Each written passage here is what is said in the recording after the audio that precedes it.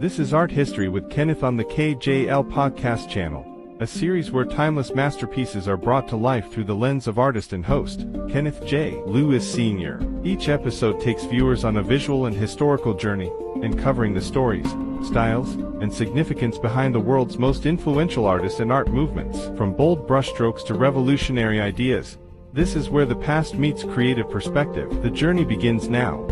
Welcome to the Art History Show on the KJL podcast channel.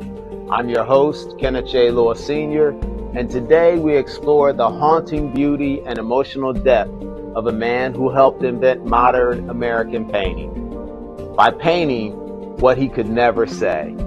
This is the story of Arshile Gorky, a survivor, a myth maker, and a visionary who laid the foundation for abstract expressionism before the world even had a name for it. He was a man painted between memory and myth, trauma and transcendence. This is Before the Explosion, Arshile Gorky and the Seeds of Abstract Expressionism. Chapter 1, The Painter with No Name. Arshile Gorky wasn't his real name. He was born Voshtanik Manugadoyan around 1904 in Korkum, West Armenia, then part of the crumbling Ottoman Empire. He was a child during the Armenian Genocide, one of the 20th century's earliest atrocities. He and his mother fled on foot.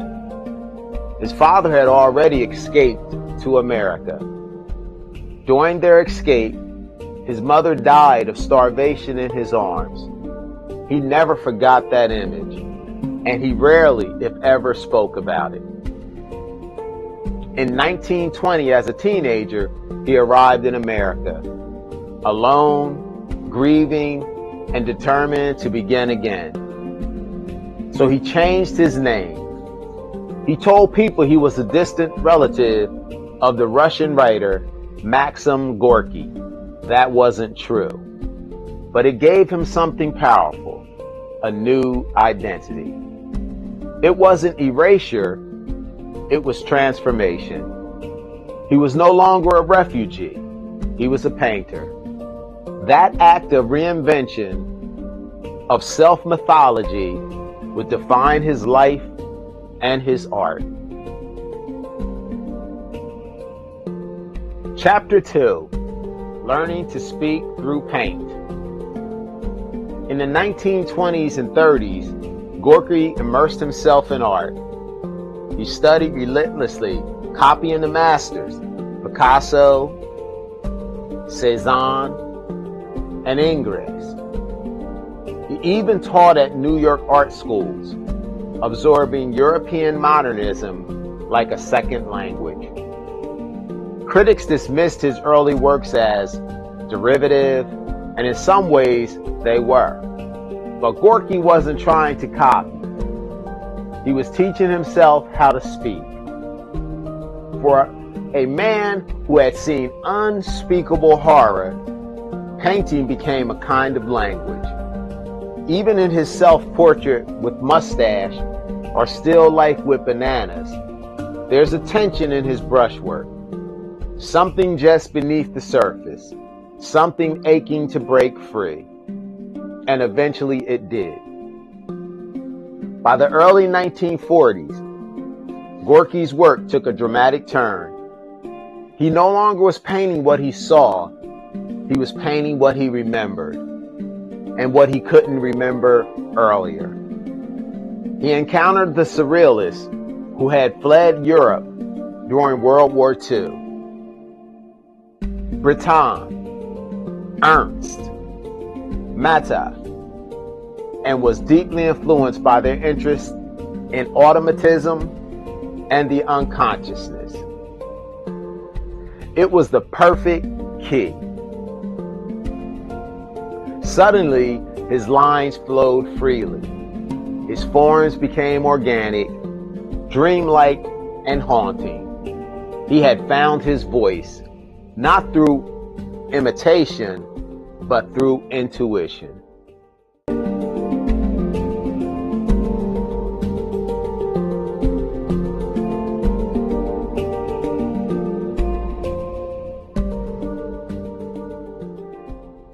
You're watching KJL Podcast Channel, home of Art with Kenneth, where he paints live, share techniques, and talks all things art.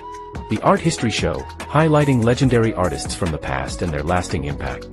The Muse Unveiled Show Experience, where real people become timeless works of art. Don't miss the Gallery and Museum Tour Show, taking you through inspiring exhibitions and creative spaces across the country. Join us monthly for coffee, tea, paint and sip, a relaxed, hands-on event at the KJL Art Sanctuary. Commissioned accepted, and now is the perfect time to begin your journey as a collector. Want to support the channel? Tap the Buy Me a Coffee link in the description. Plan your visit to the KJL Art Sanctuary Gallery and Studio at 310 4th Street, Ewing, New Jersey. Don't forget to like, share, and subscribe to the KJL Podcast Channel, where art dwells, breathes, and inspires. Now back to the show. Chapter 3, Paintings That Remember. Let's look at The Liver is the Cock's Comb, painted in 1944. This is Gorky at his most unleashed.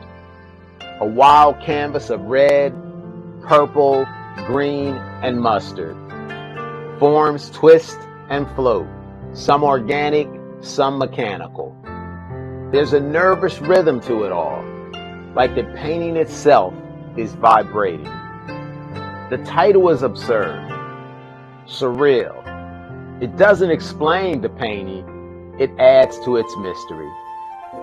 This wasn't abstraction for its own sake. It was a language of memory and myth.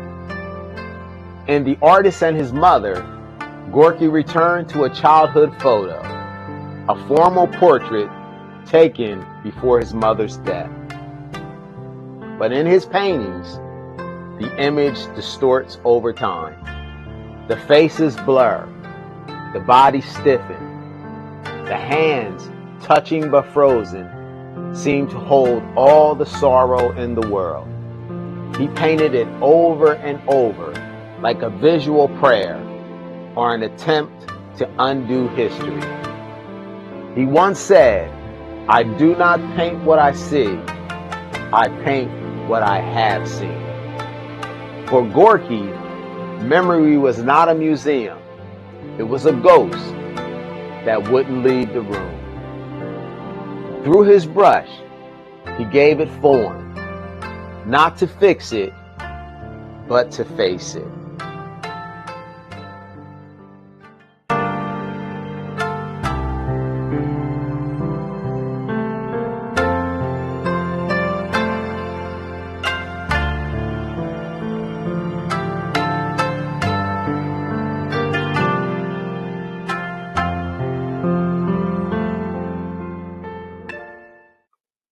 Chapter 4, The Body Breaks, the Spirit Paints.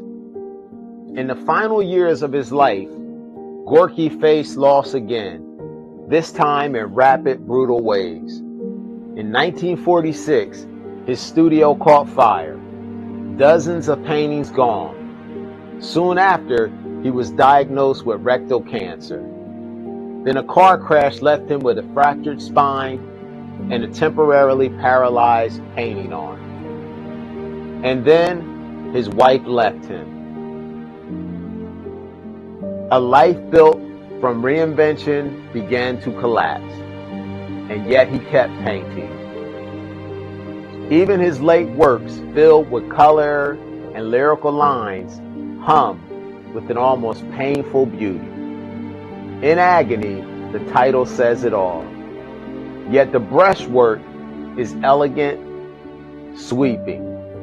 A man in pain, still reaching for grace. He died by suicide in 1948 at the age of 44. But his paintings remain full of breath, full of questions.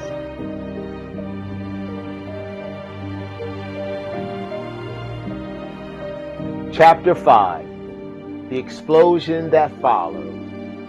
When we think of abstract expressionism, we think of chaos, of Pollock's drips, of Rothko's floating blocks, of de Kooning's violent gestures, But before all of that, there was Gorky. He gave American painting permission to feel, to speak without words, to remember without clarity. He wasn't a performer. He wasn't a showman. He was a poet in paint. The artists who followed him all felt his impact, whether they admitted it or not. Pollock called him a mentor. De Kooning called him the father of us all. He bridged Europe and America, personal trauma and public invention, memory and myth, and he did it not through explosions, but through tremors, through silence, through lines that bent like memory itself.